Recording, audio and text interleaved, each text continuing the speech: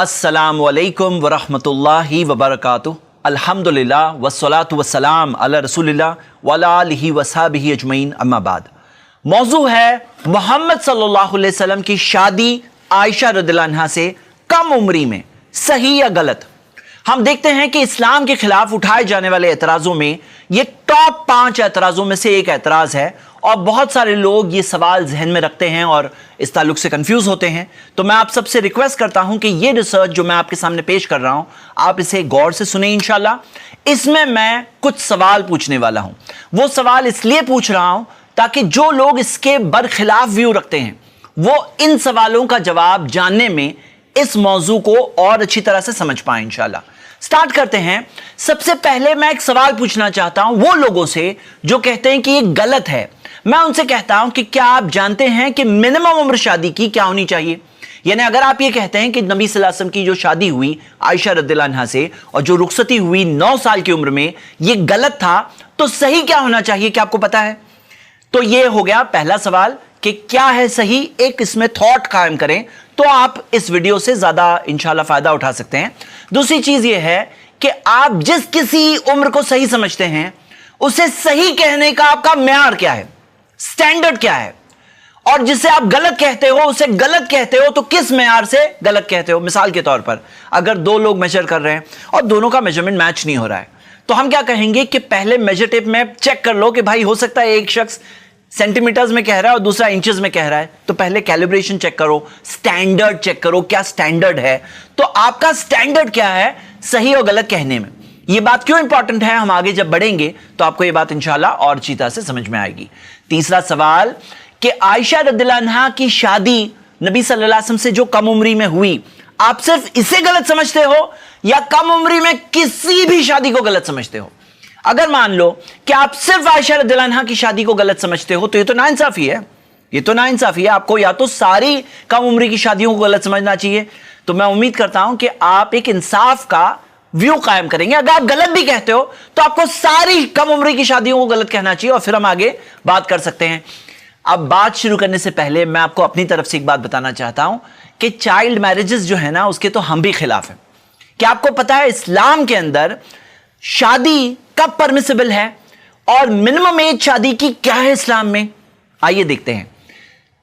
एक फॉर्मूला मैं आपके सामने रखना चाहता हूं और मैं आपसे रिक्वेस्ट करूंगा कि बहुत सारे सवालों के जवाब सिर्फ इस फॉर्मूला में है, तो आप ये फॉर्मूला को बहुत गौर से पढ़िए। सबसे पहले लड़की बुलूगत तक पहुंची हो। बुलूगत का मतलब प्यूबर्टी, यानी कि बालिग हो गई हो, यानी कि मैच्योर हो गई हो। उसके अंदर क्या कंडीशन है कि उसे हैज यानी मेंसेस आ गया हो। और इसके बहुत सारे प्रूफ्स हैं। प्रूफ्स में से एक प्रूफ आपकी स्क्रीन पर मौजूद है, कुरान की आयत सूरा नंबर 4 आयत नंबर 6, वब्तलुल यतामा हत्ता इदा बलगुन निकाह, कि यतीमों को आजमाओ यहां तक कि वो निकाह की उम्र तक ना पहुंच जाए। तो पता चला कि वो निकाह की उम्र तक पहुंच जाएंगे तब उनकी प्रॉपर्टी उन्हें लौटाई जाएगी। फ़इन आनस्तुम मिनहुम रुश्दन फदफ़ऊ इलैहिम अम्वालहुम, यानी उनका माल लौटाने से पहले जो चेक किया जाएगा कि कम से कम निकाह की उम्र तक पहुंच जाए। पता है चला कि निकाह की एक उम्र है और बल्कि लफ्ज बुलुगत बलगुन निकाह, ये बुलुगत भी इसी लफ्ज से आता है। तो हम देखते हैं कि निकाह की उम्र क्या है, वो है जब हैज आ जाए, मेंसेस आ जाए। ये हो गई पहली कंडीशन और बुलुगत तक पहुंचना जरूरी है, ये हो गई पहली बात। लेकिन सिर्फ ये कंडीशन नहीं है।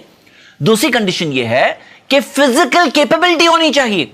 अगर मान लो कि कोई लड़की है जो हैज तक तो पहुंच गई लेकिन फिजिकली कैपेबल नहीं है, मतलब जिस्मी तौर पर तैयार नहीं है, उसे नुकसान हो सकता है, उसे तकलीफ हो सकती है, तो याद रखिए सुनन इब्न माजा में एक हदीस है जो इस्लाम के कवायदुल फिक़हिया में हम देखते हैं, जो फिक़्ह के रूल्स है, जो जनरल रूल्स कैसे निकाले जाते हैं, बहुत सारे एविडेंसेस को जमा करके एक कायदा निकलता है। तो कवायदुल फिक़हिया में से एक कायदा है ला दरर वला दिरार, कोई नुकसान ना पहुंचाओ ना नुकसान लो। इसी वजह से हम देखते हैं कि स्कॉलर्स ने इस बारे में कहा है। जैसे मिसाल के तौर पर आप देख सकते हैं ये सही मुस्लिम की कमेंट्री जो इमाम नववी ने लिखी है, उसके अंदर ये चीज जिक्र है।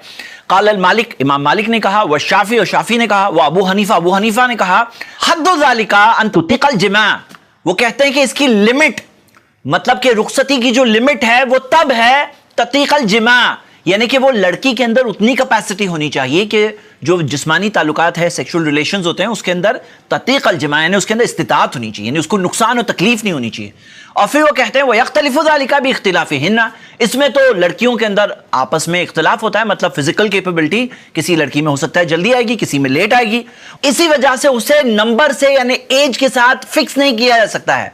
वहादा हुआ सही, और यही सही बात है। मतलब क्या मेरे ब्रदर्स एंड सिस्टर्स, इस्लाम ये सिखाता है कि वो लड़की नंबर 1 तो बालिग हो, और नंबर 2 उसके अंदर फिजिकल कैपेबिलिटी हो। और एक तीसरी चीज है जो इसमें शामिल है, वो है साइकोलॉजिकल कैपेबिलिटी। क्यों? क्योंकि अगर वो जहनी तौर पर तैयार नहीं है और साइकोलॉजिकल तौर पर तैयार नहीं है इस रिस्पॉन्सिबिलिटी के लिए, मैरिज के लिए, तो उसे तकलीफ और नुकसान होगी। तो ला दर्र वला दिरार के अंदर ये भी शामिल है। जब ये 3 चीजें जाके मिलती है तो तब हमें मिलता है कि वो सूटेबल फॉर मैरिज हो गई, यानी मैरिज के लिए वो तैयार है। मैं आपसे एक सवाल पूछना चाहता हूं, अगर कोई लड़की बालिग भी है, फिजिकल तौर पर कैपेबल भी है, जहनी तौर पर भी कैपेबल है, तो आप उस लड़की को अडल्ट कहेंगे या बच्ची कहेंगे? मैं आपसे ये सवाल पूछ रहा हूं। हकीकत तो ये है, इसे अडल्ट कहेंगे, वो अडल्ट हो चुकी है। और अडल्टहुड का फिक्स नंबर देना ये एक्चुअली एक मिस्टेक है, क्योंकि हम देखते हैं अडल्टहुड का जो नंबर है, टाइम, लोकेशन, प्लेस, कंट्री, जमाना, उसके अंदर ये चीज डिफर भी करती है। तो ये हो गया मेरा चौथा सवाल आपके लिए। आइए आगे बढ़ते हैं। हम देखते हैं कि आयशा रदियल्लाहु अन्हा ये सारे स्टेजेस को पार करके, ये जो स्टेजेस आपने देखा, ये सब स्टेजेस को पार करके 9 इयर्स की उम्र में वो तैयार थी, सूटेबल फॉर मैरिज थी। अब कोई और लड़की के लिए हो सकता है ये 9 इयर्स में होगा, हो सकता है 12 साल में होगा, हो सकता है 15, और हो सकता है 18 में भी ना हो। तो हम ये देखते हैं कि ये सारी कंडीशंस के साथ एक और बात बहुत जरूरी है, और वह है लड़की की कंसेंट, यानी कि रजामंदी। क्योंकि प्रॉफेट मोहम्मद सल्लल्लाहु अलैहि वसल्लम ने फरमाया, वला तुनकाहुल बिक्रू हत्ता तुस्ताज़नु, कि जो बाकिरा है, जो वर्जिन है, उससे निकाह नहीं किया जाएगा यहां तक कि उसकी इजाजत ना ले ली जाए। कालू कैफा इज़्नुहा, काला अन तस्कुता। नबी सल्लल्लाहु अलैहि वसल्लम से पूछा गया कि वो जो बाकिरा है, जो वर्जिन है, उससे इजाजत कैसे ली जाएगी? तो नबी सल्लल्लाहु अलैहि वसल्लम ने कहा उसकी खामोशी भी उसकी रजा है, यानी उससे पूछा जाएगा। अगर वो साइलेंट है उस वक्त पर, तो वो साइलेंस उसकी हया की वजह से अंडरस्टैंडिंग दी गई है कि ये उसकी रजामंदी है, उसका कंसेंट है। हम आगे बढ़ते हैं। एक और दलील, एक बार ऐसा हुआ कि प्रॉफेट मोहम्मद सल्लल्लाहु अलैहि वसल्लम के सामने एक वालिद और एक उनकी बेटी का केस आया।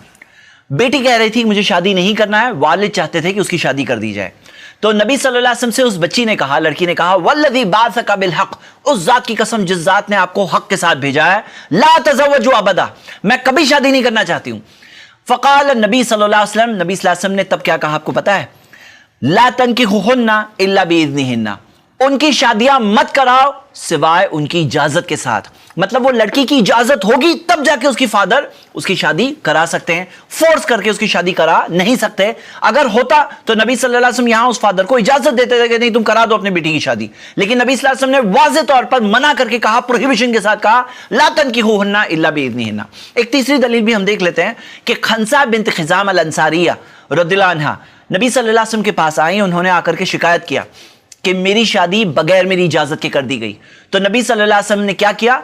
फर्रद्दा निकाहहू, नबी सल्लल्लाहु अलैहि वसल्लम ने उनके निकाह को ही कैंसिल कर दिया।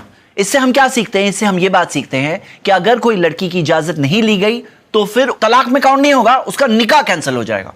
अब एक बहुत इंपॉर्टेंट बात है कि क्या जब वो नाबालिग है तब उसकी इजाजत ली जा सकती है? हाफिज इब्न हजर अल अस्कलानी सही बुखारी की कॉमेंट्री में लिखते हैं, ला माना लिस्तिज़ानिन मन ला तदरी मल इज़्न, कि इजाजत का मतलब ही नहीं है अगर उसे पता नहीं है कि इजाजत कहते किसे हैं। तो वो छोटी बच्ची से नहीं पूछा जाएगा, बालिग होने के बाद, समझदार होने के बाद, जब वो समझ सकती है कि वो क्या चीज की इजाजत दे रही है, तब जाकर उसकी इजाजत ली जा सकती है, और यह है शरीयत का कायदा। अच्छा, मैं आपको एक इंपॉर्टेंट बात बता दूं, हम किस जमाने की बात कर रहे हैं? हम 1400 साल पहले की बात कर रहे हैं। क्या आप जानते हैं कि औरतों को प्रॉपर्टी राइट्स कब मिले हैं? लास्ट 100 साल में मिले हैं। क्या आप जानते हैं लास्ट 200 साल पहले तो सती बैन हुई थी? हम 1400 साल पहले की बात कर रहे हैं कि 1400 साल पहले औरतों को यह इजाजत दी गई कि वो मना भी कर सकते हैं। इस फॉर्मूला में अगली चीज हम ये देखते हैं कि वली की कंसेंट, यानी कि जो लड़की के वली है, जो वालिद होते हैं, जो जिम्मेदार है, उनकी कंसेंट होना भी जरूरी है, और तब जाकर मैरिज अलाउ होगी। मेरा सवाल है, इस्लाम का ये जो कंसेप्ट आपके सामने है, इस कंसेप्ट पर आपका क्या एतराज है? अब आइए हम ये देखते हैं कि औरतों में हैज, मेंसेस आता कब है। देख सकते हैं, इसके अंदर दिया है study finds early onset of puberty in girls. लड़कियों में कब प्यूबर्टी आती है, कब मेंसेस आते हैं, तो आप ये देख सकते हैं कि किस उम्र में मेंसेस आते हैं और जो उसके फिजिकल कैरेक्टरिस्टिक्स हैं, वो फिजिकल कैरेक्टरिस्टिक भी यहां पे दिया हुआ है। तो वो कब उस लड़की में आते हैं, 7 साल में कितने %, 8 में कितने, 9, 10, 11, ये आज की बात है, ये आज की रिपोर्ट है। और इसके अंदर इंडिया की बात अगर देखें तो इंडिया में भी देखा गया बाज रिपोर्ट्स में, जैसे फॉर एग्जांपल मेनार्की यानी कि जो मेंसेस की शुरुआत 8-9 साल में, और ये रिपोर्ट में आप देख सकते हैं पीरियड्स एट 7 साल में जो पीरियड्स आ रहे हैं जिसे प्रिकॉसियस प्यूबर्टी कहते हैं, तो आप देख रहे हैं कि ये 7 साल में केसेस इंडिया में भी मिल रहे हैं।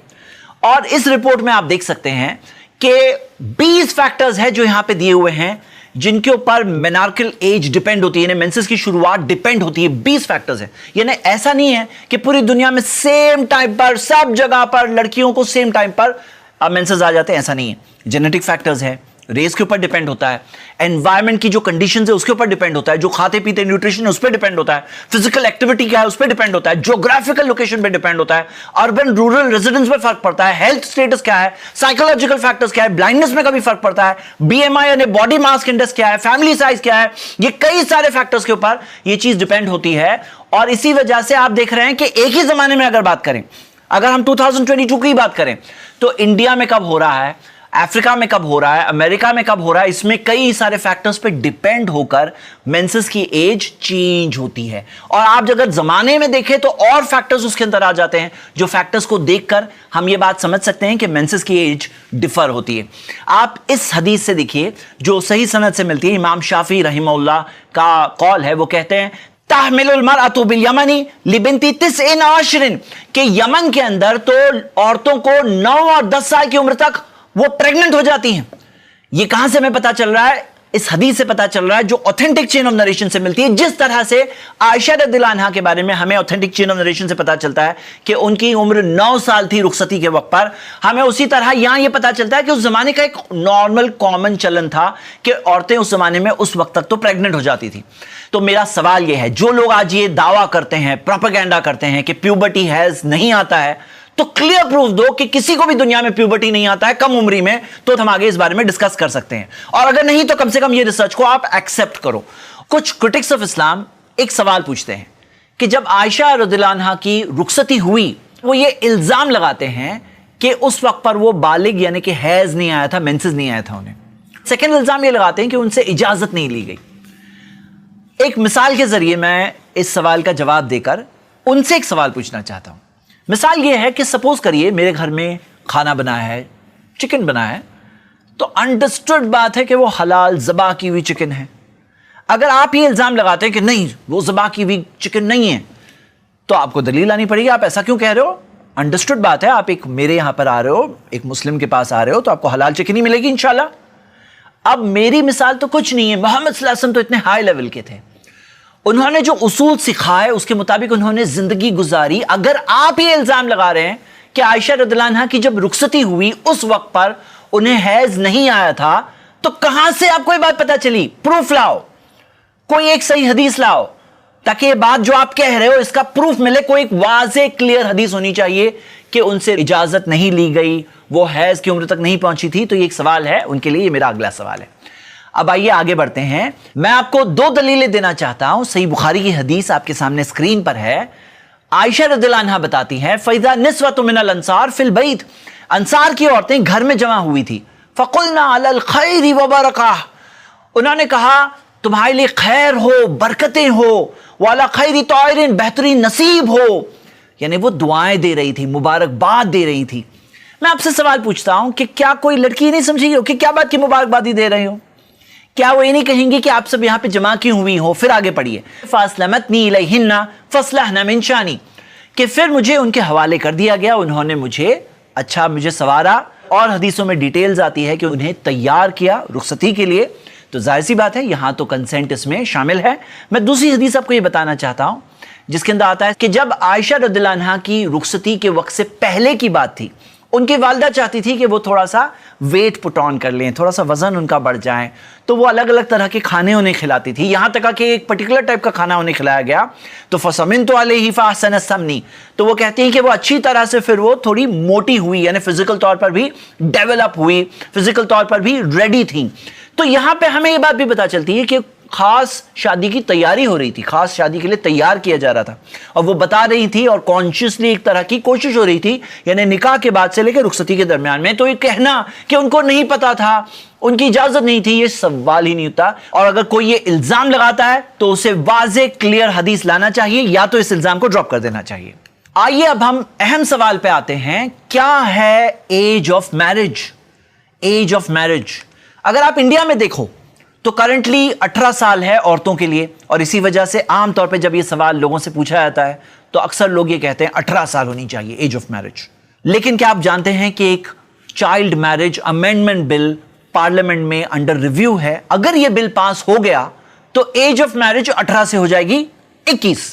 यानी थोड़े दिन पहले आप ये कहते रहेंगे कि 18 साल होनी चाहिए थी मिनिमम एज ऑफ मैरिज, और फिर आपको कहना होगा नहीं नहीं 21 साल होनी चाहिए। आइए इस चीज को इवैल्यूएट करते हैं। क्या आप जानते हैं क्या है एज ऑफ कंसेंट और क्या है age of marriage? Age of consent क्या होता है? अगर आप डिक्शनरी में देखें, ये वो एज है जिसमें एक लड़का या लड़की कंसेंट दे सकते हैं, अपनी रजामंदी दे सकते हैं सेक्सुअल ताल्लुकात के लिए। शादी की बात नहीं है, शादी की इजाजत बाद में, अक्सर कंट्रीज में ऐसा है। तो एज ऑफ कंसेंट अक्सर कंट्रीज में अलग है। मिसाल के तौर पे चाइना में एज ऑफ कंसेंट 14 साल है, यानी 14 साल में एक लड़का या लड़की रजामंदी दे सकती है कि मैं सेक्सुअल रिलेशंस करूंगी किसी के साथ या करूंगा किसी के साथ। लेकिन एज ऑफ मैरिज 20 साल है लड़कियों के लिए और 22 साल है लड़कों के लिए। तो मेरा एक सवाल है, सवाल यह है कि जो लोग उंगली उठाते हैं एज ऑफ मैरिज पर, तो क्या उन्हें एज ऑफ कंसेंट पे भी उंगली नहीं उठाना चाहिए? क्योंकि बेसिकली एज ऑफ कंसेंट जब बताई जा रही है तो यह कहा जा रहा है यानी कि वो लड़का और लड़की तैयार है ताल्लुकात के लिए। इस्लाम में ऐसी दो अलग अलग उम्र नहीं है एज ऑफ कंसेंट जिसके अंदर कोई अडल्ट्री या फॉर्निकेशन जिना कर सकता है, और एज ऑफ मैरिज एक ही उम्र है। यानी कि सिर्फ सही रास्ता है, गलत रास्ता नहीं है, इमोरल रास्ता नहीं है, सही मॉरल रास्ता है विद लॉयल्टी। तो मैं आप सबको यह सवाल पूछ रहा हूं कि अगर आप एज ऑफ मैरिज पे कहते हैं ये एज ऑफ मैरिज है, तो क्या आपको एज ऑफ कंसेंट पे भी उंगली नहीं उठाना चाहिए? क्या ये इंसाफ की बात होगी नहीं होगी? अब आइए अगले पॉइंट पे देखते हैं। क्या आपको पता है एज ऑफ कंसेंट दुनिया में क्या है? आप इस वेबसाइट में जाइए ageofconsent.net, इसमें पूरी दुनिया की कंट्रीज की लिस्ट दी हुई है और वहां पे एज ऑफ कंसेंट क्या है, और अगर आप कंट्री पे क्लिक करेंगे तो आपको उसकी डिटेल्स भी मिल जाएगी। आप वहां पे देख सकते हैं कि 12 साल है कोई कंट्रीज में। मिसाल के तौर पे फिलीपींस में 2022 के मार्च तक भी 12 साल था, अभी 13 और 16 साल है। अंगोला में तो अभी भी 12 साल है। जापान में और दूसरी कंट्रीज में 13 साल। अब हम ये कहें कि नहीं हम जापान से ज्यादा समझते हैं तो एक सवाल उठता है। चाइना में 14 साल, और चाइना के अलावा 32 कंट्रीज है जहां 14 साल है। फ्रांस में 15 साल है और फ्रांस के साथ में टोटल 25 कंट्रीज है जहां पे 15 साल की एज ऑफ कंसेंट है। यूएसए में 16 साल है और यूएसए के अलावा टोटल मिलाकर 78 कंट्रीज है जहां पे 16 साल की एज ऑफ कंसेंट है। तो हम ये देखते हैं कि ये एज ऑफ कंसेंट डिफर होती है। यानी कि आप एक जगह पर हो, एक कंट्री में हो, आपने एक बाउंड्री पार की और बाउंड्री पार करके आप दूसरी कंट्री में पहुंच गए तो एज ऑफ कंसेंट चेंज हो गई। जो चीज यहां लीगल थी वहां इलीगल है। तो पता है चलता है कि ये एज ऑफ कंसेंट और ये जो एज जो लोग बताते हैं कि नहीं यही होना चाहिए, तो आपको ये समझ में आ रहा है। जापान वालों को 13 साल समझ में आ रहा है, चाइना को 14 ईयर समझ में आ रहा है, यूएसए को 16 साल समझ में आ रहा है। तो यहां पे ये चीज डिफर होती है। इस्लाम ने कोई उम्र नहीं दिया। इस्लाम ने एक सिस्टम बताया, has physically ready, mentally ready, यानी कि टोटली रेडी फॉर मैरिज। फिर उसके बाद लड़की कंसेंट दे, वली की कंसेंट दे, तब जाके मैरिज होगी। तो मतलब हम ये देखते हैं कि ये एक फॉर्मूला है जो इस्लाम ने दिया, जो ये सारी बाउंड्रीज से ऊपर है। मान लो मिसाल के तौर पे कोई कंट्री में लड़कियां जल्दी मैच्योर नहीं हो रही है, वहां पे हैज जल्दी नहीं आ रहा है, एज बढ़ गई। कहीं पे लोग मेंटली लड़कियां रेडी नहीं है, फिजिकल तौर पे बहुत कमजोर है, वहां पे एज बढ़ गई। तो मैं यहां पे कोई 9 इयर्स का फॉर्मूला डिफेंड करने नहीं आया हूं। मैं यहां ये कहने आया हूं कि इस्लाम का जो बताया हुआ फॉर्मूला है, जो आयशा रज़ियल्लाहु अन्हा परफेक्टली क्वालिफाइड थी अपने जमाने दौर में उस जगह पर, और सिर्फ वही नहीं दूसरी कई लड़कियों का भी ये मामला है। और हम ये देखते हैं कि आज जगह से जगह देखेंगे तो ये रूल चेंज होगा। मेरा अगला पॉइंट, आप ये रिपोर्ट देखिए। 1991 में अमेरिका में हर 1 लाख लड़कियों में से 140 लड़कियां प्रेग्नेंट हो रही थी। कौन सी उम्र की? 10 से 14 साल। हम कितने साल की बात कर रहे हैं? 10 साल से 14 साल के दरमियान की जो लड़कियां हैं, 140 लड़कियां प्रेग्नेंट हो रही थी हर 1 लाख में से। और 2020 में आए तो ये 1 लाख में से 20 लड़कियां प्रेग्नेंट होने लगी। क्यों? इसलिए कि कॉन्ट्रासेप्टिव्स बहुत आसानी से अवेलेबल होने लगे। आप ये रिपोर्ट देख सकते हैं कि किस तरह से कॉन्ट्रासेप्टिव्स का यूज पाया जाता है 10 to 14 ईयर्स के गैप में। ये यूएसए की बात है। ताज्जुब की बात यह है कि अमेरिका में तो अभी हमने देखा कि एज ऑफ कंसेंट 16 साल है। तो 10 से 14 साल को कॉन्ट्रासेप्टिव्स अवेलेबल करके, ताकि उनके अंदर जो प्रेगनेंसीज हो रही थी वो थोड़ा नंबर कम हो जाए, ये अवेलेबल करना क्या साबित कर रहा है? मतलब एक कायदा है 16 साल, लेकिन जमीनी सतह पर कोई और चीज फॉलो हो रही है। एक आजादी है कि 10 से 14 साल भी कर रहे हो, लेकिन कॉन्ट्रासेप्टिव यूज करके करो। तो पता है चला ये हो रहा है। लेकिन मैं एक सवाल पूछना चाह रहा हूं यहां पे। आप ये देखिए, ये है 2 एसटीडी, सेक्सुअली ट्रांसमिटेड डिजीजेस का चार्ट। हर 1 लाख बच्चों में ये पाया जा रहा है, और ये 10 से 14 साल का चार्ट है, 10 to 14 ईयर्स। और ये रिपोर्ट देखिए, इसमें तो वाज़े तौर पर ये लोअर इनकम ग्रुप के बच्चों की बात हो रही है, लोअर इनकम वालों की, लेकिन उनके अंदर एवरेज एज 12 साल पाई गई। फर्स्ट सेक्सुअल इंटरकॉर्स, यानी फर्स्ट टाइम जो सेक्सुअल रिलेशंस वो करते हैं, 12 साल की उम्र। और आप ये रिपोर्ट पढ़िए, आपकी स्क्रीन पर है, जो दिख रहा है आपको, बाज बच्चे 8 और 9 साल के अंदर सेक्सुअल रिलेशंस करते हैं।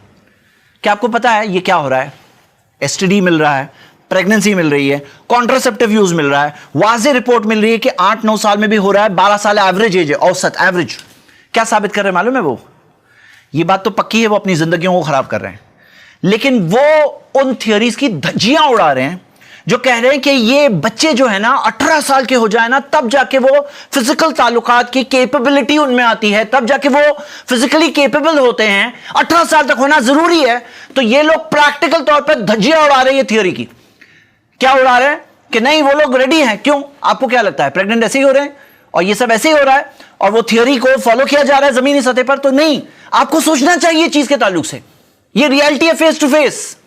ये रिपोर्ट जो अभी तक आप देख रहे थे, ये तो करंट जमाने की रिपोर्ट है। चलिए थोड़ा हिस्ट्री में पीछे जाते हैं। नहीं 1400 साल नहीं, हम सिर्फ 140 साल पीछे जा रहे हैं, 140 ईयर्स। ये 1880 की रिपोर्ट आपके सामने स्क्रीन पर है। आप देख सकते हैं कि अमेरिका के अक्सर स्टेट्स में 10 साल और 12 साल एज ऑफ कंसेंट थी। रशिया में 10 साल थी, पोर्चुगल में 12 साल थी, स्पेन में 12 साल थी, डेनमार्क में 12 साल थी। तो आप ये देख सकते हैं कि 10-12 साल ये नॉर्मल स्टैंडर्ड था सिर्फ 140 साल पहले, 140 ईयर्स। अगर आप 1400 साल पहले जाएंगे तो आप और देख सकते हैं कि अर्ली मैरिज कॉमन बात थी।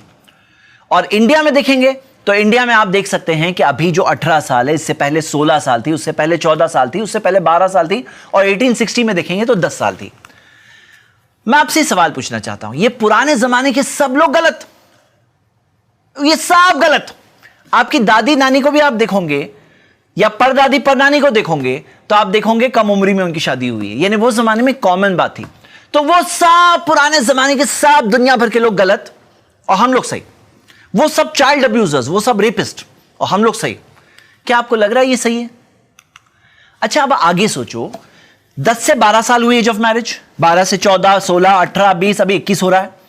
अब सोचो जमाना और आगे बढ़ता है तो आपको पता है एक पूरी लॉबी है काम कर रही है कि एज ऑफ मैरिज और आगे बढ़ाना चाहिए। आप ये गैलप की सर्वे देख सकते हैं और इस तरह की और भी रिपोर्ट्स है। ये पोल में क्या हुआ, लोगों ने ये वोट किया कि मिनिमम एज ऑफ मैरिज औरतों के लिए 25 साल होनी चाहिए और मर्दों के लिए 27 साल होनी चाहिए मिनिमम एज ऑफ मैरिज।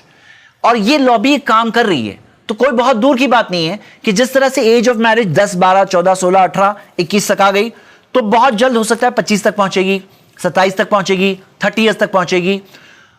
अब मैं आपसे सवाल पूछ रहा हूं कि वो जमाने के लोग अगर पीछे मुड़कर देखेंगे और ये कहेंगे 2022 के लोग, ये लोग कैसे चाइल्ड अब्यूजर्स थे, 18 साल में मैरिज को सही समझते थे, तो आप वो लोगों को क्या कहोगे? क्या आप उन लोगों को ये कहने दोगे कि हाँ हम लोग आउटडेटेड थे, हम लोग जालिम थे, हम लोग बिल्कुल अब्यूज करते थे, चाइल्ड अब्यूज? क्या आप ये बात को मानेंगे? क्या आप उन्हें हक देंगे?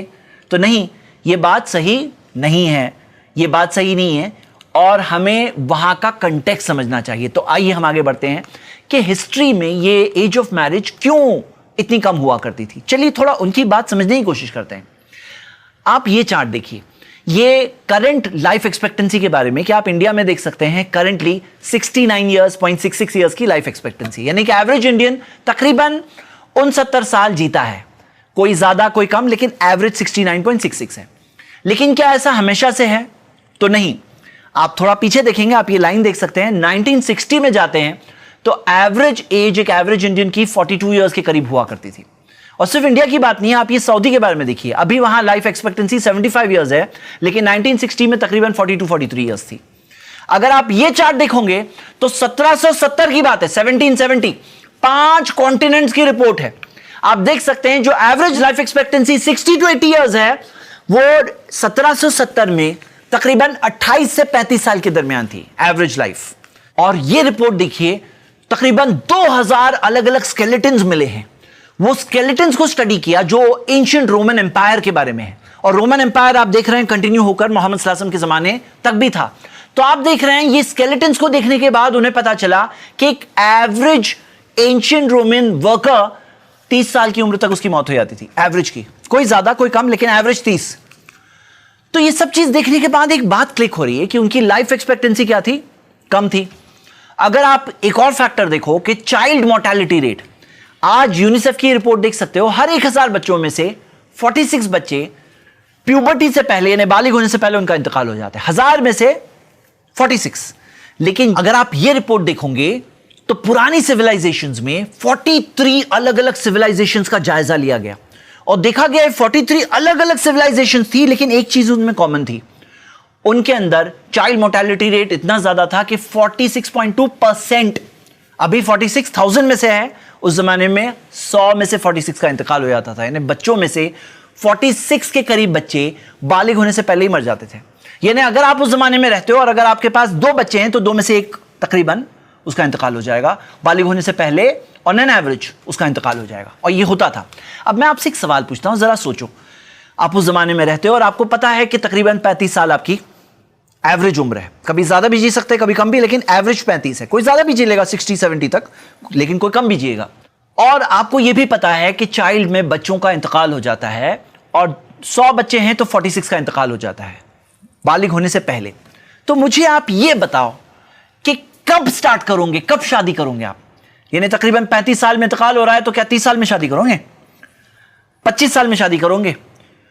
और अगर आप इतना लेट शादी करोगे तो एक बात समझ लीजिए कि आपके बच्चे बालिग होने से पहले ही बहुत हाई चांस है वो यतीम हो जाएंगे। एक और फैक्टर सोचिए कि वो जमाने में बच्चे सोसाइटी में रहते थे, इस वजह से वो एक्सपोज होते थे, इस वजह से वो जल्दी मैच्योर हो जाते थे मेंटल तौर पर। हमारे बच्चे आज हम देखते हैं कि स्कूल्स कॉलेजेस के अंदर जब एक एजुकेशनल सिस्टम में लॉक्ड रहते हैं और सोसाइटी में एक्सपोज नहीं होते तो वो लोग इतनी जल्दी मैच्योर नहीं होते हैं। बहुत सारे फैक्टर्स हैं इसमें, लेकिन ये भी फैक्टर देखना चाहिए।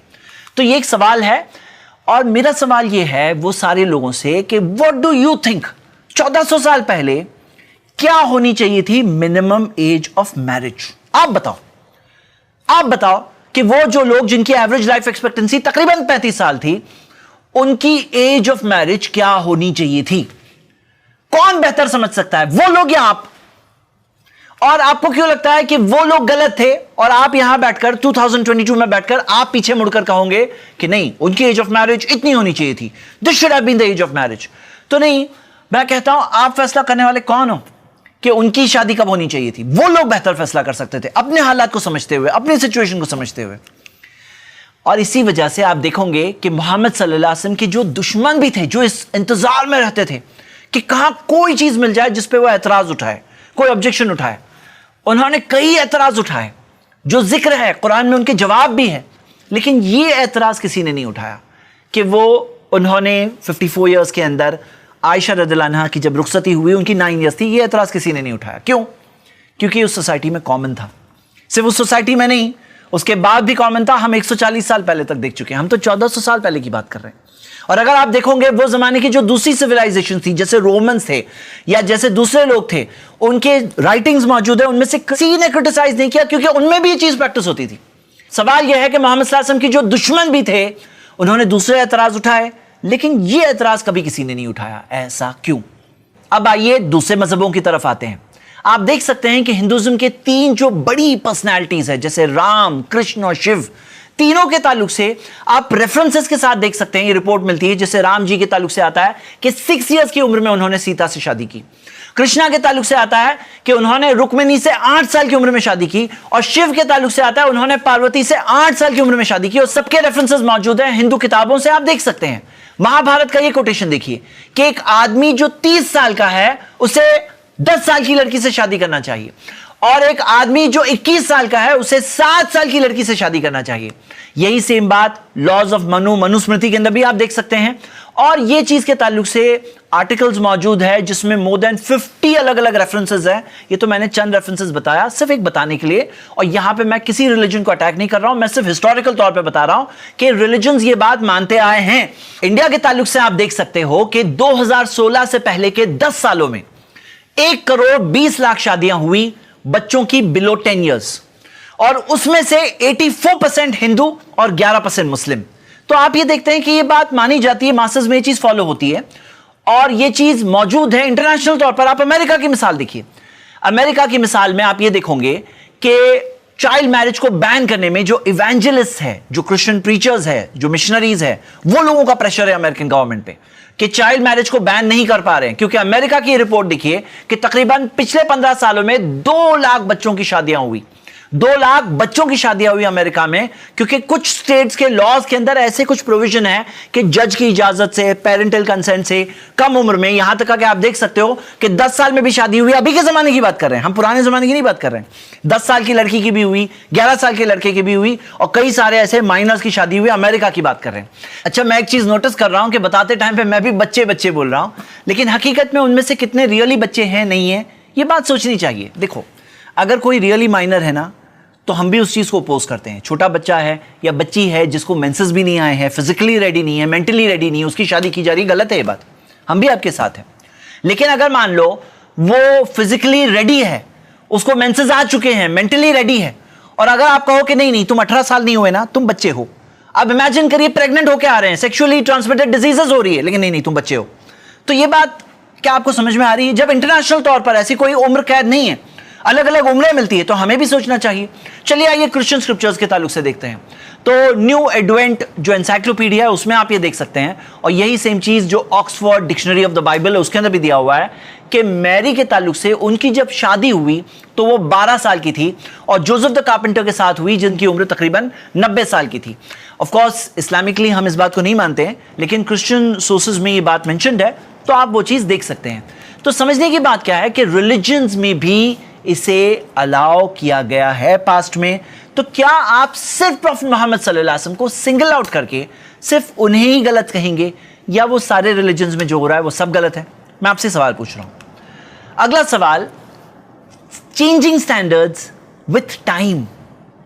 आप देखिए रिपोर्ट, स्कूल की स्टार्टिंग एज आज आपको पता है कि कहां स्टार्ट होती है? प्ले ग्रुप, फिर नर्सरी, फिर लोअर केजी, फिर सीनियर केजी। लेकिन एक जमाना था जब एजुकेशन फर्स्ट स्टैंडर्ड से स्टार्ट होती थी। अब हम अगर पीछे मुड़ के कहेंगे अरे कितने बैकवर्ड लोग थे, फर्स्ट स्टैंडर्ड से स्टार्ट करते हैं, तो नहीं, ये चेंज हुआ है, जमाने के हिसाब से चेंज हुआ है। आप आज के स्टैंडर्ड से जज करके वो जमाने के बच्चों को नहीं कह सकते। कैसे पेरेंट्स बच्चों को डायरेक्टली फर्स्ट में डाल रहे थे, कुछ प्ले ग्रुप नहीं, कुछ नर्सरी नहीं, कैसे पेरेंट्स थे? हम ऐसा जजमेंट नहीं कर सकते हैं। आप एक और मिसाल देखिए, ये देखिए चाइल्ड सोल्जर्स के बारे में, चाहे चाइना हो चाहे अमेरिका हो, इंटरनेशनल तौर पर आप ये चीज देख सकते हैं कि 10-10 साल के बच्चे वॉर्स में पार्टिसिपेट किया करते थे। हालांकि अगर आप इस्लाम के ताल्लुक से देखें तो प्रॉफेट मोहम्मद सल्लल्लाहु अलैहि वसल्लम ने माइनर बच्चों को पार्टिसिपेट करने से मना किया, और जो बालिग हो जाए उनको इजाजत दी, और इसकी मिसालें मौजूद हैं। लेकिन ये चीज इंटरनेशनल तौर पर होती थी। तो आज के लॉज के हिसाब से आप वो लोगों को जज करो उनकी सिचुएशन के एतबार से, वो नहीं सही होगा। एक और मिसाल, बच्चे फार्म्स में पेरेंट्स की मदद करते हैं, ये कॉमन बात है, पास्ट में चलता आया था। अब आज अगर कोई कहे कि नहीं नहीं चाइल्ड लेबर है ये, तो नहीं, ये वो जमाने की एजुकेशन थी।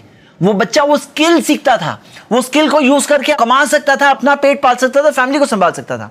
अब हम कहें नहीं चाइल्ड लेबर हो रहा था, तो हमें समझना चाहिए स्टैंडर्ड्स चेंज होते हैं। वो जमाने में लाइफ एक्सपेक्टेंसी अलग थी, उनको बचपन से ही अपने ट्रेड्स, अपने बिजनेसेस, अपने काम, अपने प्रोफेशन को सीखना पड़ता था।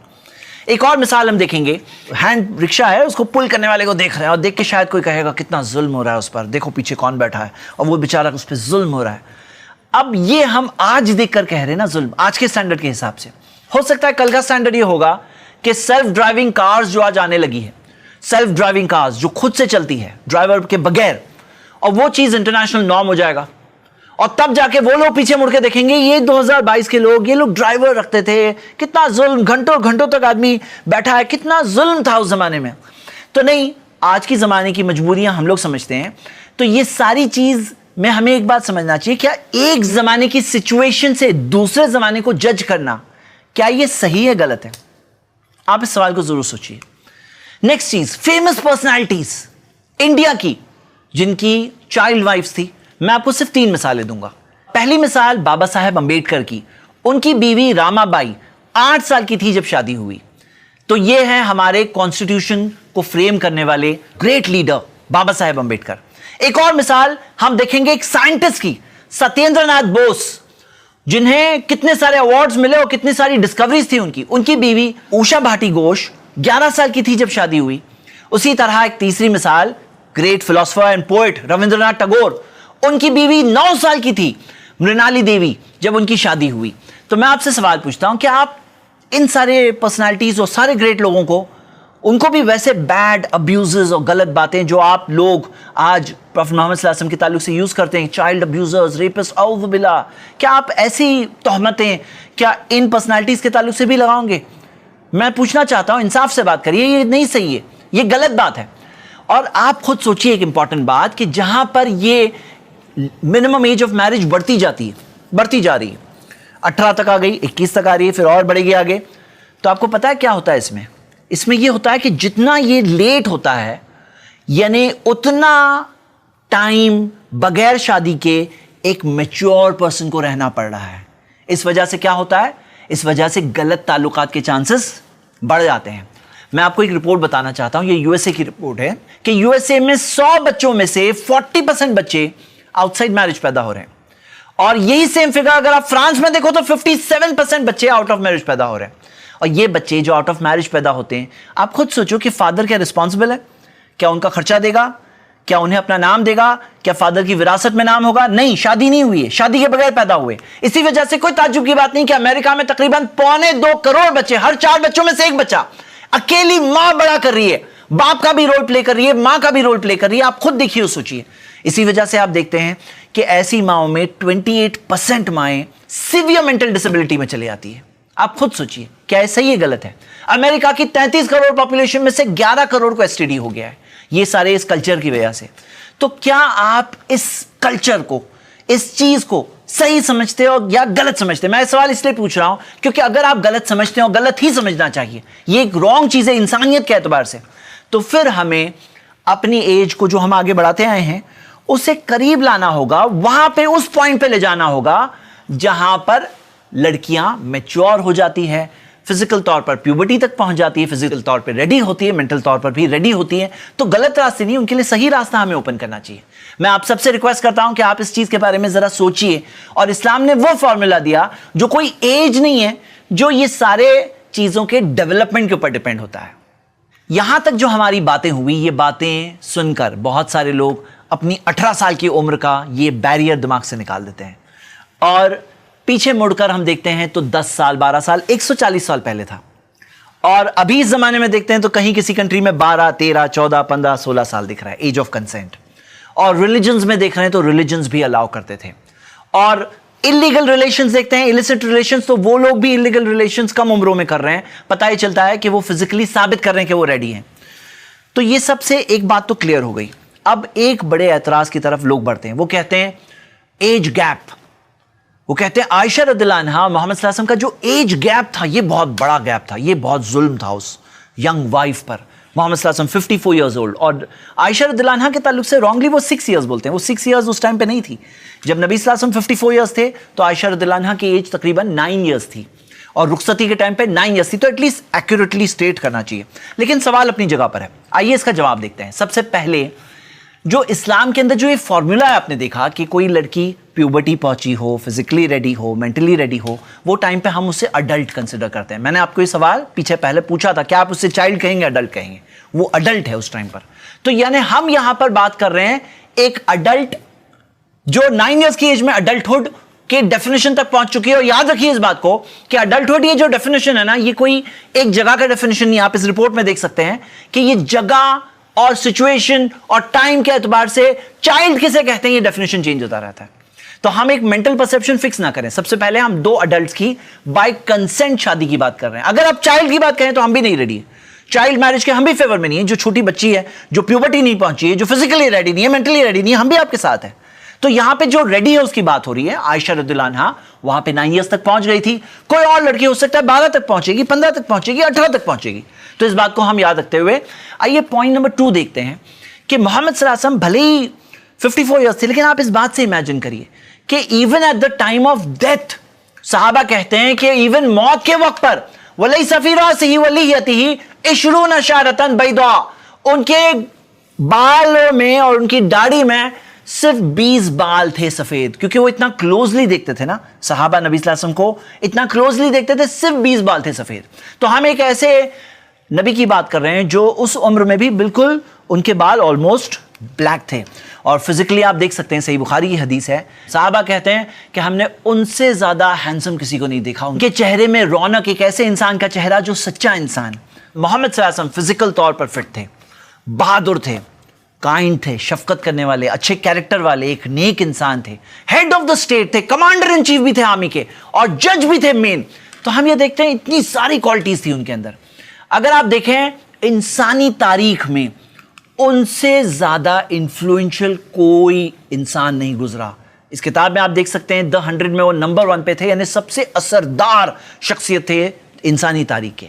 हम उस इंसान के मैरिज की बात कर रहे हैं। आप यहां पे दुनिया में देख सकते हो हाँ कि सेलिब्रिटीज, उनसे शादी करने के लिए बहुत एज गैप वाली स्पाउस तैयार हो रही है, या लड़का या लड़की तैयार हो रहे हैं क्योंकि सेलिब्रिटी से शादी करना है। तो ये सेलिब्रिटीज कुछ नहीं है। मोहम्मद सल्लल्लाहु अलैहि वसल्लम वो रियल हीरो थे, रियल हीरो। बिलियनर्स, आप बिलियनर्स में से देखिए कितने सारे बिलियनर्स मिलेंगे, 60 इयर्स का age gap, 50 years age gap spouse में, 40 इयर्स एज गैप। 90 ईयर का बिलियनर है, 27 साल की बीवी है, और एक का छोड़ करके फिर सेकंड से शादी करता है। उसे कोई गलत नहीं समझता है, बल्कि ये सोचते हैं कि अगर मैं होती तो मैं कर लेती, क्योंकि बिलियनरों की तरफ उनकी नजर होती है। हम कहते हैं बिलियनर्स कुछ नहीं है। मोहम्मद सल्लल्लाहु अलैहि वसल्लम आखिरत के ताल्लुक से जन्नत के अंदर उनको सबसे ऊंचा मकाम मिलने वाला है, और मोहम्मद सल्लल्लाहु अलैहि वसल्लम की जो वाइव्स हैं वो उनके साथ होगी जन्नत में। अलमरअतु ली आखिरी अज़वाजिहा, कि एक औरत अपने हस्बैंड्स में जो लास्ट हस्बैंड होगा उसके साथ होगी। उनको मदर्स ऑफ द बिलीवर्स का स्टेटस मिला, पूरी सोसाइटी में वो इज्जत मिली। रिवॉर्ड्स के ताल्लुक से मदर्स ऑफ द बिलीवर्स को अपने अमाल के डबल, अपने डीड्स के डबल रिवॉर्ड मिलेगा। तो ये सारा स्टेटस कोई भी मुस्लिम ईमान वाली औरत वो तो चाहेगी कि उसे ऐसा मौका मिल जाए मोहम्मद सल्लल्लाहु अलैहि वसल्लम की जो बीवी बनने। और आप खुद देखिए आयशा रदियल्लाहु अन्हा के वर्ड्स मोहम्मद सल्लल्लाहु अलैहि वसल्लम के ताल्लुक से, वल्लाही अल्लाह की कसम, इन्नी ला उहिब्बु कुर्बका, मैं पसंद करती हूं आपके करीब होना, वो उहिब्बु मा सर्रका, और मुझे पसंद है जिस चीज से आप खुश होते हो। तो हम देखते हैं कि वो खुश थी। आप उनकी हदीसें देखिए जो उन्होंने हदीसें बयान किए मोहम्मद सल्लल्लाहु अलैहि वसल्लम से, तो आपको क्या पता चलेगा, that she used to love him dearly. तो मैं आपसे सवाल पूछता हूं, यहां दो अडल्ट्स अपनी मर्जी से, अपनी रजामंदी से साथ में जिंदगी गुजारते और हैप्पी जिंदगी गुजारते, आपको क्या प्रॉब्लम है? आपको क्या प्रॉब्लम है? होता क्या है ना, ये एक माइंडसेट है।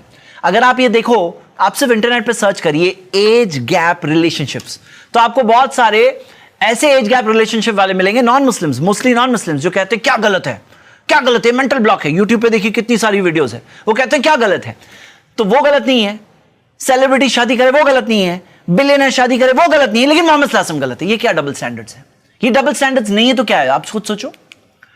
और आप देखिए कि मोहम्मद सल्लल्लाहु अलैहि वसल्लम की वाइफ्स को तो चॉइस दिया गया था। कुरान में आप आयत देखोगे सूरह 33 वर्स 28, जिसके अंदर उनको चॉइस दिया गया कि अगर तुम चाहते हो दुनिया की जिंदगी, दुनिया की खूबसूरती चाहते हो, फतअलैना, तो आओ, उम्मतिकुन्ना, मैं तुम्हें देता हूं, वो सर्रिहुन्ना सराहन जमीला, तुम्हें बेहतरीन तरीके से मैं तुम्हें आजाद करता हूं। ये चॉइस दिया गया मदर्स ऑफ द बिलीवर्स को।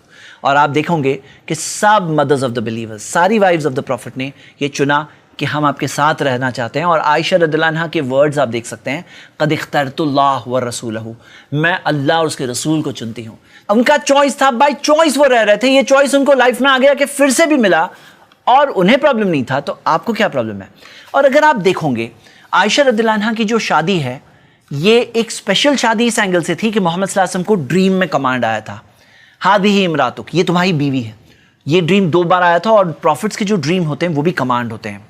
तो ये कमांड आया था और इस वजह से उन्होंने शादी की। आप देखोगे कि आगे के सालों में क्या पता चलता है। पता ही चलता है कि आयशा रज़ियल्लाहु अन्हा कोई एवरेज लेडी या अबव एवरेज लेडी नहीं थी, वो एक एक्स्ट्रा ऑर्डिनरी लेडी थी। उनके एक्स्ट्रा ऑर्डिनरी आउटस्टैंडिंग कॉन्ट्रीब्यूशन थे कि आप देखोगे हदीस के फील्ड में टॉप 4 नरेटर्स ऑफ हदीस जो है, जो हदीस स्टेटमेंट्स ऑफ द प्रॉफिट सल्लल्लाहु अलैहि वसल्लम बयान करने वालों में 4th नंबर पे हैं। वो 2210 हदीसें उन्होंने बयान की। हमारे लिए हमारे प्रॉफिट सल्लल्लाहु अलैहि वसल्लम एग्जाम्पल है। लेकिन हमें घर के अंदर उन्होंने कैसे लाइफ गुजारी, घर में क्या करते थे, वाइफ के साथ उनके रिलेशंस क्या थे, फैमिली के साथ वो कैसे रहते थे, क्लीनलीनेस के मसाइल हैं, औरतों के स्पेशल मसाइल के ताल्लुक से उन्होंने क्या गाइडेंस दी, ये सब डिटेल्स एक लेडी दे सकती थी। उनके घर के अंदर जो लेडी हो, उनकी वाइफ हो। और वाइफ्स ऑफ द प्रॉफिट में आप देखेंगे सबसे बड़ा आउटस्टैंडिंग लेवल ऑफ इंटेलिजेंस, उनकी outstanding level of knowledge Ayesha रज़ियल्लाहु अन्हा मिलेगी। आप खुद देख सकते हो कि जो फतवे रिकॉर्ड होते हैं, फतवाज जो जजमेंट्स एंड रूलिंग्स रिकॉर्ड होती है, उसके अंदर टॉप 6 जिनके रिकॉर्ड हुए उसमें से एक आयशा रज़ियल्लाहु अन्हा है। टीचिंग की स्पेशल एबिलिटी थी उनको, औरतें उनकी तरफ रिफर किया करती थी। खास हज के अंदर उनके खेमे लगते थे, लोग उनसे सवाल पूछते थे, बड़े बड़े सहाबा उनसे रिफर करते थे जब मसाइल अटकते थे, उनके लिए डिफिकल्टीज होती थी, तो उन्होंने गाइड किया as the mother of the believer. और अगर ये सोचो उनकी अगर डेथ कम उम्री में हो जाती, जैसे नबी सल्लल्लाहु अलैहि वसल्लम की बेटियों की सबकी डेथ कम उम्री में हुई, अगर इनकी भी डेथ कम उम्री में हो जाती तो आपका सवाल बनता था कि कम उम्री में शादी हुई, कम उम्री में मौत हो गई। लेकिन हम देखते हैं कि उनकी उम्र भी थी 67 ईयर्स तक वो जिंदा रही। उन्होंने एक लंबे वक्त तक उम्मत को गाइड किया, उनको रास्ता बताया, उनमें टीचिंग एबिलिटी थी, नॉलेज थी। तो आप इस बात को देखकर जरा गौर करिए, जो डिवाइन विजडम था, जो उस ख्वाब के अंदर जो कमांड था, आगे के सालों में वो साबित हुआ। अगर वो इतनी बड़ी स्कॉलर नहीं बनती, अगर उनके पास ये सारी चीजें नहीं होती, अगर कोई सिखाने की एबिलिटी नहीं होती, अगर कोई बताने की एबिलिटी नहीं होती, तो फिर बात जाके सही साबित हो सकती थी कि हाँ क्या फायदा हुआ इस मैरिज से। लेकिन आप देख रहे हैं कि ये मैरिज कितनी फायदेमंद थी इस उम्मत के लिए कि आज तक हम उसके बेनिफिट्स को फील करते हैं। और एक और एंगल सोचिए, इस्लाम आने से पहले जमाने जाहिलियत में औरतों पे बहुत जुल्म होता था, और वो जमाने में जो जुल्म होता था वो रोकने वाली फोर्स क्या थी? इस्लाम। इस्लाम ने वो जुल्म को रोका। कुरान में उस जुल्म को रोका गया है, हदीसों में उसके खिलाफ बातें हैं। लेकिन साथ साथ में डिवाइन विजडम ये भी देख सकते हैं कि सीन पर काफी एक लंबे वक्त तक एक ऐसी लेडी है जो आउटस्पोकन लेडी है, आयशा रज़ियल्लाहु अन्हा। आउटस्पोकन है, बात करने वाले, जिन्होंने औरतों के राइट्स को, विमेन्स राइट्स को कई बार डिफेंड किया। और ये चीज हम देख सकते हैं, ये भी एक डिवाइन विजडम में से है। और एक और चीज मैं आपसे बताना चाहता हूं कि आपको पता है इंडियन सब कॉन्टिनेंट में क्यों इस चीज को बहुत बुरा समझा जाता है? एज गैप इसलिए बुरा समझा जाता है कि हस्बैंड का इंतकाल हो जाएगा और फिर वो लड़की से कौन शादी करेगा? बेवाओं से, यानी विडो से, मुतल्लका, डिवोर्सी से कोई शादी नहीं करता है। तो जब ऐसा होता है, ऐसी सोसाइटी जब बनी हुई होती है, तो इसमें लोगों को तकलीफ होती है और अंडरस्टैंडेबल है। और कोई कंपलसरी नहीं है कि आप कम उम्री में अपनी बच्ची की शादी कराओ, कोई कंपलसरी नहीं है इस्लाम के अंदर। ये परमिसिबल की बात हो रही है अगर वो सारी कैरेक्टरिस्टिक्स पूरी कर रही है। तो अगर वो फिजिकली मैच्योर है, अगर उसे मेंसेस आ चुका है, सब सारे कंडीशंस आई होप आपको अभी तक तो याद हो गए होंगे, और कंसेंट है उसकी, तो। लेकिन अंडरस्टैंडेबल बात क्या है कि यहां पे बच्चियों से फिर शादी करने वाला कोई नहीं होता। लेकिन अगर आप एक प्योर इस्लामिक सोसाइटी देखोगे, जैसे मोहम्मद सल्लल्लाहु अलैहि वसल्लम ने डिजाइन किया, तो आप देखोगे फातिमा बिन्त कैस रज़ियल्लाहु अन्हा के हस्बैंड ने उनको तलाक दिया। उनका वेटिंग पीरियड खत्म होता है, उनके सामने 3 प्रपोजल्स हैं। वो ये सोच रही हैं कि इनसे शादी करूं, इनसे शादी करूं। मोहम्मद सल्लल्लाहु अलैहि वसल्लम से मशवरा कर रही हैं, तो उन्होंने कहा कि नहीं, उससे करो, 3rd। आप देखोगे अस्मा बिन्त उमैस रज़ियल्लाहु अन्हा, उनके शौहर जाफर बिन अबी तालिब का इंतकाल हुआ, शहीद हुए वो। वेटिंग पीरियड खत्म होता है, उनके सामने प्रपोजल्स हैं, वो सोच रही हैं किससे शादी करें। उन्होंने अबू बकर रज़ियल्लाहु अन्हु से शादी किया। तो आप ये देख रहे हो, ये सोसाइटी इस तरह से हुआ करती थी। तो वो सोसाइटी में कोई प्रॉब्लम नहीं है, और हमें इस बात को समझना चाहिए कि क्यों इस चीज को गलत समझा जाता है। तो मैं सवाल पूछता हूं कि क्या आप सब एज गैप वाली शादियों को गलत कहते हैं, और किस बुनियाद पे गलत कहते हैं? What is your basis? आइए हम आखिरी पॉइंट पर आते हैं कि क्या आयशा रज़ियल्लाहु अन्हा एक विक्टिम ऑफ चाइल्ड अब्यूज थी? क्योंकि बहुत सारे लोग ये इल्जाम लगाते हैं कि मोहम्मद सल्लल्लाहु अलैहि वसल्लम चाइल्ड अब्यूजर थे, नऊजुबिल्लाह। सवाल ये उठता है कि अगर आप किसी पे इल्जाम लगाओ तो विक्टिम में भी वो चीज मिलनी चाहिए। मिसाल के तौर पर अगर आप किसी से कहो कि तुमने उसको गोली मार दी है, तो जो विक्टिम है उसके ना गोली तो मिलनी चाहिए ना, कुछ उसके असरात तो दिखने चाहिए। गोली लगी है उसे, कुछ तो मिलना चाहिए ना। क्या आयशा रज़ियल्लाहु अन्हा कोई विक्टिम ऑफ चाइल्ड अब्यूज थी? तो क्या आपने देखा है कि चाइल्ड अब्यूज के जो विक्टिम्स होते हैं उनका क्या हाल होता है? उनका ब्रेन डेवलपमेंट इंपेयर्ड हो जाता है, रुक जाता है, फिजिकल तौर पर उन पर असर आते हैं, साइकोलॉजिकल तौर पर असर आते हैं, रिलेशनशिप्स कायम नहीं कर पाते हैं, उनमें बिहेवियरल प्रॉब्लम्स आ जाते हैं, दूसरों के साथ अब्यूजिव बन जाते हैं, और कई सारे असरात के बाद उनके अंदर अक्सर अर्ली डेथ मिलती है। ये सारी चीजें क्या आयशा रज़ियल्लाहु अन्हा में मिल रही हैं? तो नहीं, वो तो एक बहुत ही कॉन्फिडेंट लेडी हैं, एक ऐसी लेडी हैं जो असर्टिव थी, जो मोहम्मद सल्लल्लाहु अलैहि वसल्लम के ताल्लुक से भी बात किया करती थी। एजुकेशन, लोग एजुकेशन की बात करते हैं, आयशा रज़ियल्लाहु अन्हा उस जमाने की स्कॉलर थी। यहां तक कि अगर आप देखो उस जमाने का जो मेडिकल साइंस था उसमें भी वो बहुत नॉलेजेबल थी। तो आप उनकी पूरी पर्सनालिटी देखिए, यहां तक कि नबी सल्लल्लाहु अलैहि वसल्लम से सवाल पूछा करती थी, अपने ओपिनियंस बाद के दौर में भी असर्टिवली बताया करती थी, यहां तक कि उन्होंने एक फौज भी लेकर के एक जंग की। तो ये सारी बातों से क्या पता चलता है कि वो विक्टिम ऑफ चाइल्ड अब्यूज नहीं थी। जो लोग ये इल्जाम लगाते हैं, मैं कहता हूं आपके पास कोई प्रूफ है? क्या आपके पास कोई प्रूफ है इस बात का?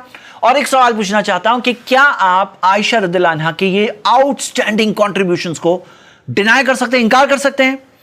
आखिर में ये सारे पॉइंट्स के बाद मैं एक बात कहकर खत्म करूंगा कि जब आयशा रज़ियल्लाहु अन्हा को मोहम्मद सल्लल्लाहु अलैहि वसल्लम से शादी में कोई प्रॉब्लम नहीं था, उनकी मदर जिन्होंने उनको तैयार किया उनको कोई प्रॉब्लम नहीं था, जब उनके फादर उनको कोई प्रॉब्लम नहीं था, उनकी सोसाइटी को प्रॉब्लम नहीं था, यहां तक कि उनके दुश्मनों को भी प्रॉब्लम नहीं था, तो आपको क्या प्रॉब्लम है?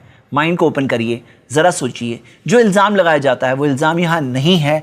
हम ये नहीं कह रहे हैं कि छोटी बच्चियों की शादी कराई जाए, लेकिन जो बच्चियां एज हो चुकी है और तैयार है उनकी शादी करना कोई गलत नहीं है। मैं आप सबसे रिक्वेस्ट करता हूं कि आप इस रिसर्च के बारे में सोचिए। इस वीडियो में कुछ ऑब्जेक्शंस, कुछ एतराज़ात के जवाब आपके सामने आ चुके हैं, एक रिसर्च आ चुकी है। इन ऑब्जेक्शंस के अलावा भी कुछ ऑब्जेक्शंस है जो उठाए जाते हैं, सवाल उठाए जाते हैं। मैं उन सवालों का जवाब इंशाल्लाह अगली वीडियो में दूंगा। जरूर देखिए उस वीडियो को भी। जज़ाकल्लाहु खैर। अस्सलाम वालेकुम।